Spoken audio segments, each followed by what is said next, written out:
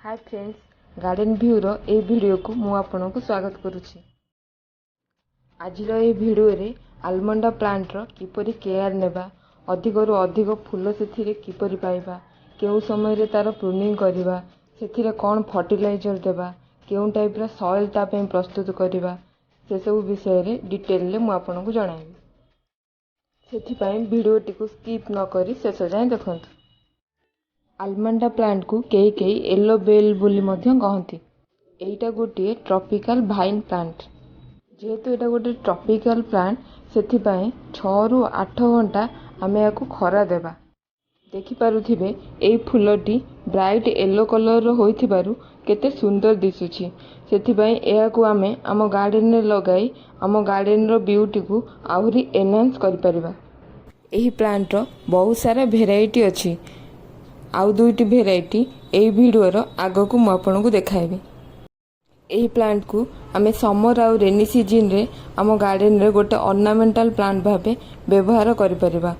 Winter season को छाड़ी देले यह बाकी सबु सीजन रे फूल देई थाए। एहारो फूल बटरफ्लाई परी पॉलिनेटर मानकु आम गार्डन को अट्रैक्ट करे। पॉलिनेटर जहा पई प्लांट रे फ्रूट एवं सीड आसी। आलमंडा प्लांट गोटे लो मेंटेनेंस प्लांट। एही प्लांट रो बेसी किछि केयर नबा को पड़ी न थाए। जो माने नुआ नुआ गार्डनिंग स्टार्ट करूथिबे सेमानक पई एही प्लांट टी बहुत भलो। एहार इजीली केयर नै परिबे। समर सीजन रे एहा को रेगुलर पानी दबा को पड़े। बाकी रेनी सीजन रे गछर मूल को चेक करी आमे पानी देबा, नचेत बहुत वाटरिंग कले रूट रॉट हेबार संभावना थाए। विंटर सीजन रे बेसी ठंडा पाई एहा पत्र झड़ा दे थाए। विंटर सीजन एही प्लांट रो रेस्ट पीरियड। एही सीजन रे प्लांट रो किछि सेमिति ग्रोथ हे न थाए। सेथि पई विंटर सीजन रो शेष को आमे एहार प्रूनिंग करि परिबा। एही प्लांट को माटी रे मॉइस्चर पसंद, किंतु मूल रे पानी जमा हबा बिल्कुल भी पसंद नुहे। तेनु ओल ड्रेन सॉइल रे एही प्लांट को लगाइबा। ओयल ड्रेन सॉइल पाइबा पई आमे 40% गार्डन सॉइल, 10% कोकोपीट, 30% सैंड सहित 20% काउडंग कंपोस्ट नै परिबा। एहा को आमे जे कोनोसी टाइप रो पॉट रे लगाई परिबा। ताहा माटी रो हेउ कि सीमेंट रो हेउ किंबा प्लास्टिक रो हेउ। माटी रो पॉट प्लांट पई बहुत भलो, किंतु एहा बहुत जल्दी भांगी जाए। सेथि पई देखि पारुथिबे मो या को गोटे बड़ ग्रो बैग रे लगाई। एही प्लांटा मोर 2 वर्षर पुराना प्लांट। यह बहुत बड़ हो जाइछि, सेथि पई मो को गोटे बड़ शेप रे लगाई। आपन को प्लांट रो साइज अनुसार आपन पॉट सिलेक्ट करि परिबे। जदि आपण प्लांट को नर्सरी रो आनुचंती एवं ताहार साइज बहुत छोट अछि, तेबे स्टार्टिंग रो एहा को आपण 8 इंच पॉट रे लगाई परिबे। तापरे ए प्लांट रो साइज बढ़ीबा परे आपण या को next size pot ray report करि परिबे। नेक्स्ट हैला फर्टिलाइजर। फर्टिलाइजर भाबे आमे एथिरे ऑर्गेनिक कंपोस्ट दे परिबा। ऑर्गेनिक कंपोस्ट कहले जोटा आमे नेचुरल आ ऑर्गेनिक मैटर रु पाई थाउ, जोटा कि किचन वेस्ट जहा परिबा चोपा एवं एनिमल मैन्यूर रु तयारी। जदि आपन पाखे किचन वेस्ट कंपोस्ट नाही, तेबे काउडंग कंपोस्ट को ऑर्गेनिक कंपोस्ट भाबे व्यवहार करि परिबे। एही ऑर्गेनिक फर्टिलाइजर व्यवहार करिबा द्वारा आम प्लांट रे कोन होइथाय ना, आम प्लांट पई जो न्यूट्रिएंट आवश्यक सेटा मिली थाए एवं प्लांट रूट रो ग्रोथ मध्य भल होई थाए एवं प्लांट हमर बहुत हेल्दी रही थाए एवं एया सॉइल रो फर्टिलिटी इंप्रूव करि थाए एवं यह मध्य मॉइस्चर को होल्ड करी रखी थाए एवं यह को प्लांट रे व्यवहार कले आम प्लांट रे डिजीज मध्य बहुत कमी जाए एवं यह मध्य गोटे इको फ्रेंडली फर्टिलाइजर। यह को व्यवहार करी आमे आम प्लांट रो सॉइल को एवं प्लांट को केमिकल फर्टिलाइजर दूरे रखि परिबा। जदि आमे चाहिबा केमिकल फर्टिलाइजर भाबे आमे एथिरे एनपीके रो केतोटी दाना दे परिबा। मन रखिबे फर्टिलाइजर देबा समय रे केबे भी अधिक परिमाण रे देबे नहीं। अधिक परिमाण रे देबा द्वारा यह प्लांट रो रूट को हार्म करथाय।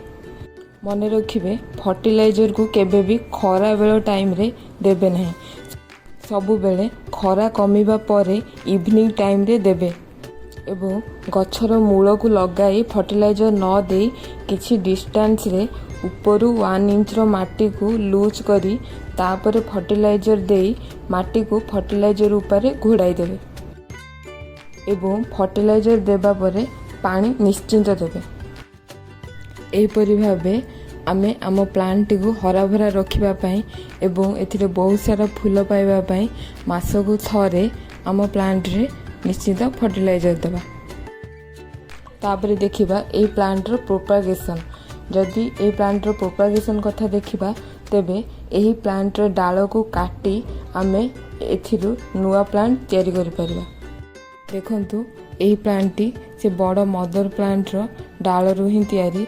एठारे बहुत सारा से परी तार डाल रु तयारी बेबी प्लांट होइछि एवं एथिरे मध्य फूल आसुछि। रेनी सीजन रे यार डाल को काटी नुआ प्लांट करवा बहुत इजी होता है। तेणु रेनी सीजन रे आपण यार डाल को काटी माटी रे पोती देबे एवं तापरे यार रूट डेवलपमेंट हैला परे किछि दिन परे आकु गोटे 8 इंच पॉट रे लगाई आकु पुणी नुआ प्लांट भाबे ग्रो करि परिबे। एही डाल रु तयारी बेबी प्लांट रे फूल आसीबारे बिल्कुल भी डेरी होई न थाए। जदि आपण रेनी सीजन रे डाल रु न्यू बेबी प्लांट तयारी करचंती एवं एहा विंटर सीजन गला परे नेक्स्ट समर सीजन आरंभ रे फूल आसीबा स्टार्ट कर देबो। देखंतु मु आपन को वीडियो स्टार्टिंग रे ए आलमंडा प्लांट रो आउ दुईटा भेराइटी देखिए बोली कहिथिली। सेथिरु एटा गोटे भेराइटी एठिरे वर्तमान पई फूल नाही किंतु एथिरे गोटे वाइन कलर रो फूल आसी थाए। एटा बहुत छोट प्लांटा एथिरे मात्र थरे ही मोर फ्लावरिंग होइछि। आ सेकेंड भेराइटी रे होछि ए प्लांटा। आलमंडा प्लांट रो केतोटी भेराइटी जोटा कि बहुत बड़ होई थाए एवं बहुत उच्च जाय मध्य बढ़ी जाय थाए। सेथिरु एटा होछि गोटे भेराइटी। यह बहुत जल्दी बढ़ी जाए सेथि पई रेगुलर इंटरवल रे प्रूनिंग करी आमे याकू परफेक्ट शेप दे परिबा। वीडियो स्टार्टिंग रे आमे से प्लांट रे जो फूल देखिथिले एही प्लांट रे मध्य सेही कलर रो सेही फूल मात्र साइज रे खाली टिके बड़ थाए। ए थिला हमर आलमंडा फ्लावर प्लांट विषय रे जहाँ मु आपनक सहित शेयर कली। वीडियो को शेष जाय देखिथिबारु थैंक यू।